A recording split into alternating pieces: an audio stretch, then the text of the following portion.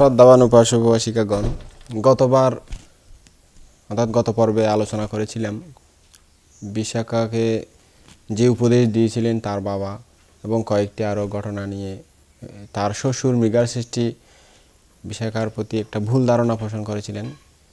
তো যারা বিচারক ব্রাহ্মণ তারা সমাধান করে দিয়েছিলেন ব্যাপারগুলো সব কিছু। তারপরে বিশাখা চলে যেতে চাইছিল, শ্বশুর তাকে বুঝিয়ে সুঝিয়ে রাজি করিয়েছিলেন থাকার জন্য, ওনার যা খুশি তা করতে পারবেন সেই প্রতিজ্ঞাবদ্ধ হয়ে বিশাখা শ্বশুর বাড়িতে শ্বশুরের অনুমতি নিয়ে রয়ে গেল। বিশাখা শ্বশুরালয়ে আসা অবধি বড় অস্বস্তি বোধ করেছিলেন, কারণ শ্বশুরকুল মিথ্যাদিষ্ট পরায়ণ ও ভ্রান্ত পথের অনুবর্তী, বৌদ্ধ বিরোধী মতাবলম্বী ও সত্য ধর্মে অশ্রদ্ধ শ্রোতাপন্নার পক্ষে এমন কুলে অবস্থান মরুকান্তরের মতো অসহনীয়। বিশাখা শ্বশুরের নিকট আজ সদ্ধর্মে সেবার আদেশ পেয়ে অনিবর্ছনীয় আনন্দে তার অন্তর পূর্ণ হল। তার এমন পূর্ণ বিশ্বাস জেগে উঠেছে শ্বশুরকুলকে এবার আলোকোজ্জ্বল করতে পারবেন সে। প্রীতিপূর্ণ অন্তরে তিনি বৌদ্ধপ্রমুখ ভিক্ষুসংঘকে নিমন্ত্রণ করালেন। পরদিন পুণ্যপুরুষ তথাগত ষড়রশ্মিতে দেদীপ্যমান হয়ে 500 শিষ্যসহ মৃগাশ্রেষ্ঠীর ভবনে উপনীত হলেন। সজ্জিত আসনে সমাসীন হলেন প্রশান্ত জ্যোতির্ময় তথাগত অরহৎ শ্রাবক সঙ্গ সহ। এদিকে উলঙ্গ সন্ন্যাসীরা কি করলেন? তারা এই সংবাদ পেয়ে যথাসত্তর শ্রেষ্ঠীর গড়ে উপস্থিত হয়ে তাকে ঘিরে বসে রইলেন। বিশাখা শ্বশুরের নিকট সংবাদ পাঠালেন, আমার শ্বশুর এসে সশিষ্য বুদ্ধকে পরিবেশন করুক এবং বৌদ্ধ ভিক্ষুসংঘকে একটু বন্দনা করুক। শ্রেষ্ঠী আসতে ইচ্ছা করলেন বটে, কিন্তু সন্ন্যাসীরা আসতে দিলেন না তাকে। তারা এই বলে বারণ করতে লাগলেন, মহাশ্রেষ্ঠী, আপনি শ্রমণ গৌতমীর নিকট যাবেন না, মহাশ্রমণ বড় মায়াবী। অগত্যা শ্রেষ্ঠী বধূর নিকট সংবাদ পাঠালেন, আমার বধূমাতা নিজেই পরিবেশন করুক, আমি পরে আসবো বা দেখা যাবে পরে। সশিষ্য বুদ্ধের আহার কীর্তির অবসানে বিশাখা পুনরায় শ্বশুরের নিকট সংবাদ পাঠালেন, আমার শ্বশুর এসে ধর্মোপদেশ শ্রবণ করুন, ধর্মদেশনা শ্রবণ করুন বুদ্ধের। শ্রেষ্ঠী সন্ন্যাসীদেরকে অনুরোধ করে বললেন, এবার না গেলে ভালো দেখাবে না, একবার যেয়ে দেখি বুদ্ধ কি বলেন শুনি। এ বলে তিনি আসন ত্যাগ করে উঠলেন। অগত্যা সন্ন্যাসীরা তাকে যেতে দিলেন, কিন্তু এ বলে সতর্ক করে দিলেন যে আপনি গেলেও গৌতমের মুখ দর্শন করবেন না, ধর্ম শুনলেও পদ্মার অন্তরালে বসেই শুনবেন, পদ্মার আড়ালে বসেই শুনবেন, এভাবে সতর্ক করে দিলেন। ওই যে ভক্ত হারানোর বয়ে এখন তো আপনারা অনেক ঘটনা এরকম দেখি, ভক্ত হারানোর বয়ে একজনে আরেকজনের দায়িকা আরেকজনের কাছে যেতে দিতে চায় না, উনি ওনার নামে দুর্নাম বদনাম করে অনেক কিছু বলে দেয়। তো এরকম ছিল আর কি তখনও। তো যদি হঠাৎ গৌতমের ভক্ত হয়ে যায়, ওনারা অনেক বড় একজন শ্রেষ্ঠী মতো ভক্ত হারাবেন, এই বয়ে তাকে এই উপদেশগুলো দিলেন। শ্রেষ্ঠীর আদেশে পর্দা কাটানো হলো। পদ্মার আড়ালে বসে তিনি ধর্ম শুনতে লাগলেন।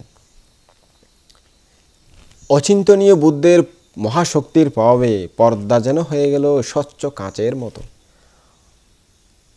অর্থাৎ এদিক সেদিক দেখা যায়, পর্দার মতো রইল না। স্পষ্টরূপে শ্রেষ্ঠীর নয়ন গোচর হলো পুণ্য লক্ষণ বিমণ্ডিত সাম্য জ্যোতির্ময় বুদ্ধ যেন তার নিকটে বসে তার প্রতি দৃষ্টি নিবদ্ধ করে দেশনা করছেন। পীযূষ বর্ষিণী মর্মবাণী অমৃত ধর্মের অমৃত দ্বারায় ক্রমশ শ্রেষ্ঠীর অন্তর হলো সিক্ত প্লাবিত। সম্বুদ্ধের কম্বুকণ্ঠে মোহন সুরে মদ্দিত হচ্ছিল দান শিলের প্রাণস্পর্শী অপূর্ব কথা, সুখময় স্বর্গের বিচিত্র বার্তা, পঞ্চকামের পরিণতি, দুঃখ মুক্তির উপায়, আর্য অষ্টাঙ্গিক মার্গর চমৎকার বিশ্লেষণ। শ্রেষ্ঠী অবিনিবেশ সহকারে শুনছেন সুন্দর প্রাঞ্জল ধর্মের নিগূঢ় তত্ত্ব। মনে হলো বড় মধুর, বড় প্রাণারাম, কর্ণে যেন সুধাবর্ষণ হচ্ছে। তার হৃদয় মরু হলো স্নাত, সুশীতল হলো তাপিত প্রাণ, মোহগণ অন্তর হলো বিশুদ্ধ, জ্ঞানালোকে হলো উদ্ভাসিত। রবিকর স্পর্শে বিকশিত পঙ্কজের মতো শ্রেষ্ঠীর চিত্ত কোকোনট হলো প্রবুদ্ধ। মৃগার শ্রেষ্ঠী হলেন শ্রোতাপন্ন, অর্থাৎ নির্বাণের প্রথম স্তর লাভ করলেন বুদ্ধ ধর্মদেশনা শুনতে শুনতে। অসন্দিগ্ধ হলেন তীরত্নে, অচলা শ্রদ্ধায় পূর্ণ হলো হৃদয় কন্দর, প্রাণে জাগলো পুলক শিহরণ, অপুরন্ত প্রীতির প্রবল হিল্লোল জেগে উঠল। সেই বলবর্তী পৃথিবেগ অন্তরে ধারণ করতে অসমর্থ হলেন তিনি।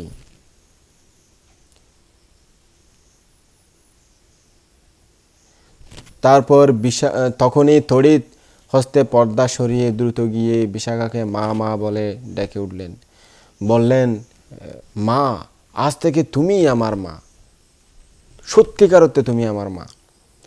মা, আজ আমায় দান করলে অমৃত, তুমি পরম অমৃত, ভেঙে দিলে মোহনিদ্রা, তিমির ঘন অন্তরে ঝেলে দিলে বাস্বর আলোক মালা।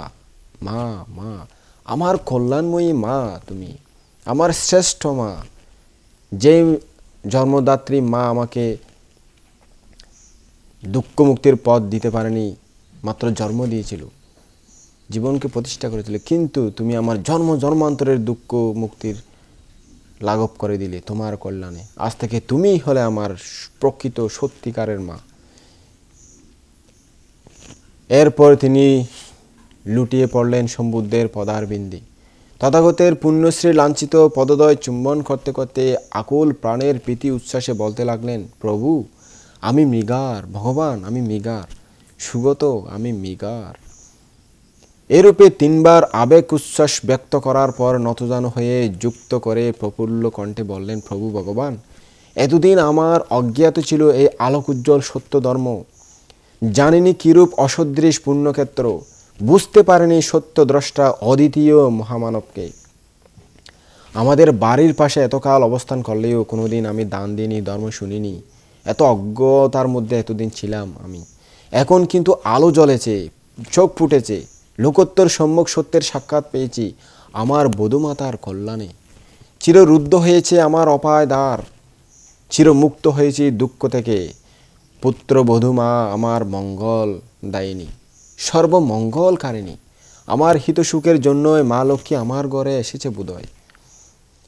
কল্যাণময়ীর আগমনে কল্যাণময় হয়েছে আমার সকল দিক।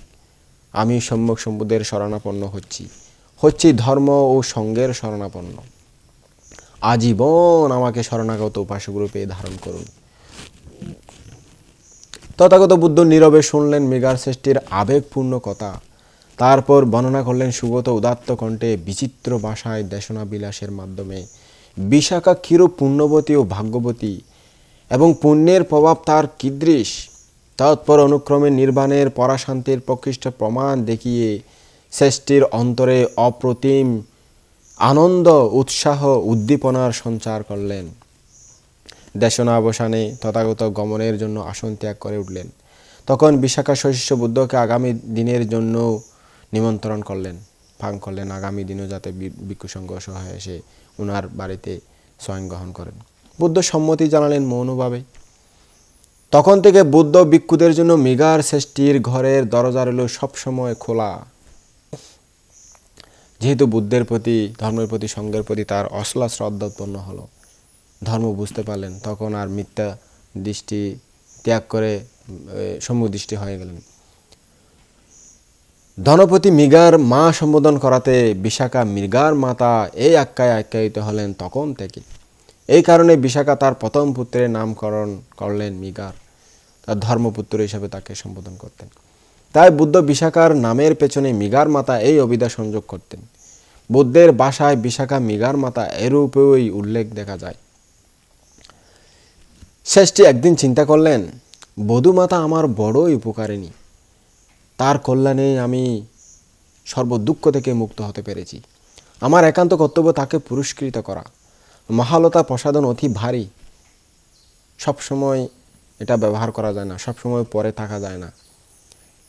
নিত্য ব্যবহারের উপযোগী হালকা পরিমাণ অলঙ্কার তৈরি করে দেব তাকে, যাতে সবসময় ব্যবহার করতে পারে। আমার বধূমাতাকে সবসময় জানু থাকলে অনেক সুন্দর দেখাবে, অনেক মাধুর্য লাগবে। অচিরেই তিনি লক্ষ মুদ্রা মূল্যের অলঙ্কার নির্মাণ করিয়ে চিন্তা করলেন, ভগবান বুদ্ধের সামনেই এই অলঙ্কার নিজ হাতেই আমি আমার বৌমাকে পরিয়ে দেব। এই মনে করে সশিষ্য বুদ্ধকে নিমন্ত্রণ করলেন। যথাসময়ে তিনি শিষ্য পরিবৃত হয়ে শ্রেষ্ঠী ভবনে উপনীত হলেন। আহার কৃত্যের অবসানে 16 কলসি সুগন্ধ জলে বিশাখাকে স্নান করিয়ে বুদ্ধের সামনে এনে বসালেন। তার নিকট প্রকাশ করলেন মহা উপকারিণী বিশাখার সম্বন্ধে নিজের মনোভাব। তারপর শ্রেষ্ঠী নতুন অলঙ্কার নিজ হাতেই পরিয়ে দিলেন ধর্মমাতাকে। বিশাখা বুদ্ধপ্রমুখ ভিক্ষুসঙ্ঘকে বন্দনা করলেন এবং শ্বশুরকে প্রণাম করলেন। সুগত আশীর্বাদ করলেন এবং সময় উপযোগী পরিবেশন করলেন ধর্মদেশনা।